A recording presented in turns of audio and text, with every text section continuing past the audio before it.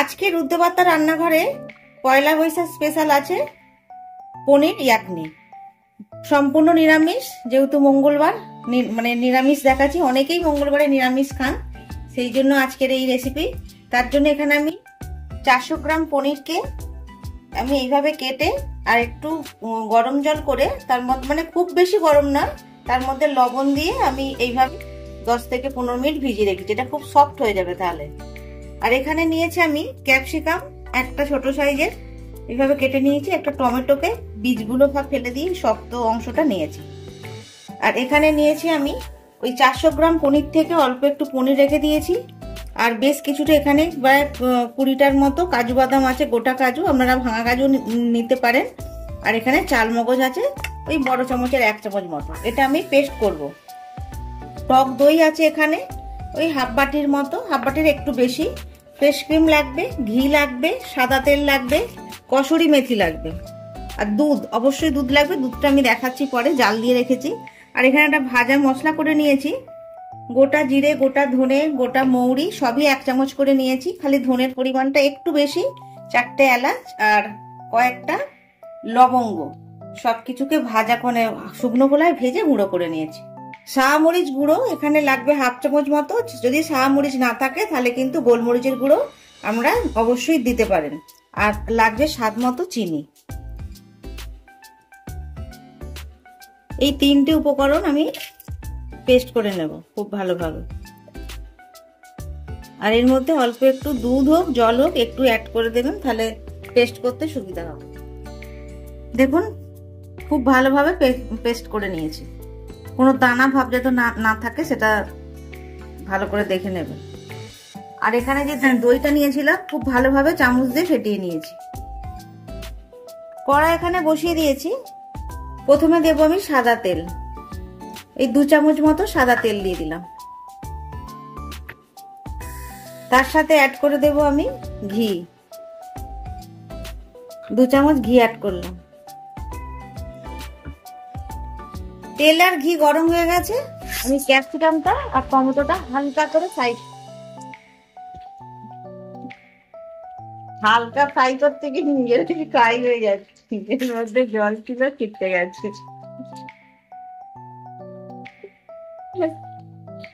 যন্ত্রণা বাবা। হালকা করে ফ্রাই হয়ে গেছে, এবার আমি তুলে নেব এটা। এই তেলের মধ্যেই আমি কিছু ছোট এলাচ আর 1 টুকরো দারচিনি দিয়ে দিলাম।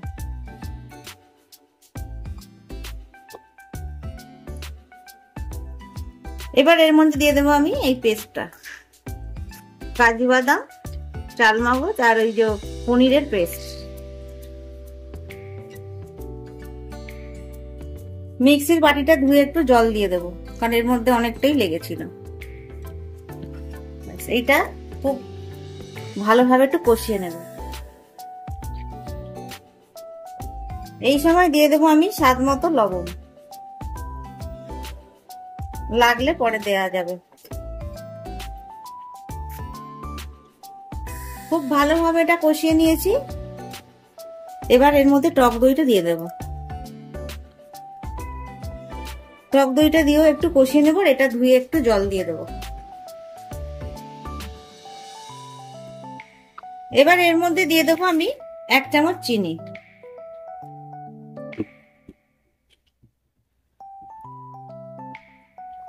আরো কিছুক্ষণ এটা কষতে হবে। লো ফ্লেমে প্রায় 5 থেকে 7 মিনিট আমি এইভাবে কষিয়েছি। এবার এর মধ্যে দিয়ে দেবো আমি দুধ।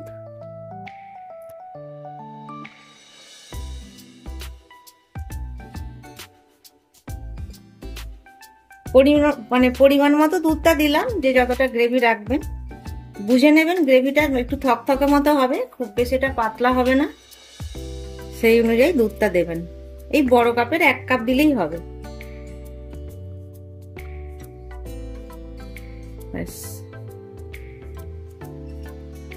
এবার এর মধ্যে আমি ক্যাপসিকাম আর টমেটোটা দিয়ে দিলাম।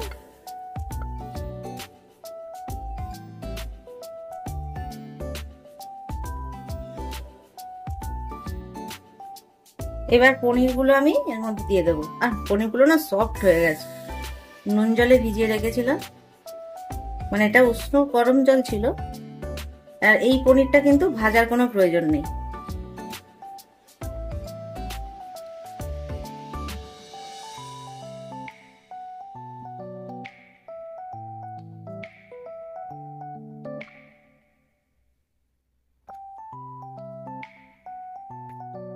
এবার এক এক করে বাকি উপকরণগুলো দেব।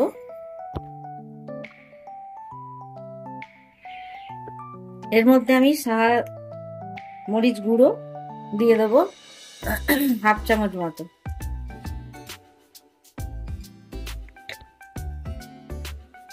আচ্ছা, গরম মশলার গুঁড়ো দেবো একটু, সেটাও ওই 1/2 চামচ মতো দেব।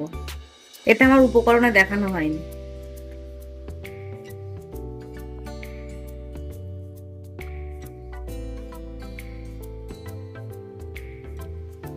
এটা একটু ফুটতে দেব। এই ভাজা মশলাটা আমি দিয়ে দেব 2 চামচ। ফ্রেশ ক্রিমটা দিয়ে দেব 3 চামচ মতো ফ্রেশ ক্রিম দিয়েছি। ভালো করে ঘেটে দেবো। এখানে কসুরি মেথি আমি ড্রাই রোস্ট করে নিয়েছি, সেটাও দিয়ে দেবো।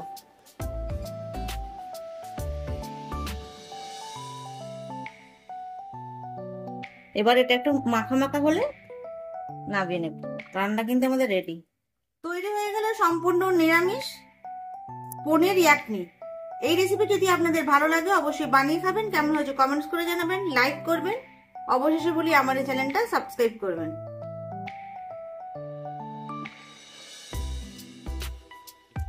পনির ইয়াকনি অনিশ খেয়ে বলবে কেমন হয়েছে। অনিশ প্রথমেই একটা পনির এত সুগন্ধ ছেড়েছে গালে তুলে, সুন্দর খেতে হয়েছে, দারুণ খেতে হয়েছে, দারুণ সত্যি ভালো হয়েছে। আমি পনির ভীষণ ভালো, দারুণ খেতে হয়েছে, কথা হবে, দারুণ দারুণ খেতে হয়েছে। আমিও একটা পনির খেয়ে নিয়েছি। আমি পনির ভীষণ ভালোবাসি, সত্যি খুব ভালো হয়েছে। আর প্রত্যেকটা ফ্লেভার এত সুন্দর ছাড়ছে, অসাধারণ লাগছে। আপনারা এইভাবে বানিয়ে খাবেন। আর আজকে পর্যন্ত অন্য রেসিপি নিয়ে অন্য একদিন আসবো। আমার হাসি পাচ্ছে এই কারণে, আমার ছেলেরা এত গরম খেয়ে ফেলেছে, চিপ গেছে পুরে। তো অন্য একদিন আসবো। আজকের মতো চলি, টাটা।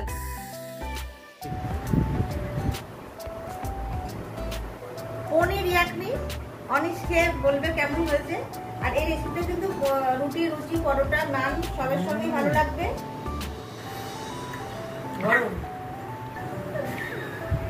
দারুণ খেতে হয়েছে, এটা খুব সুন্দর খেতে হয়েছে, অসাধারণ খেতে হয়েছে, দারুণ হয়েছে, দারুণ হয়েছে পুরো। বন্ধ করে লাগিয়ে দিচ্ছে দেখো।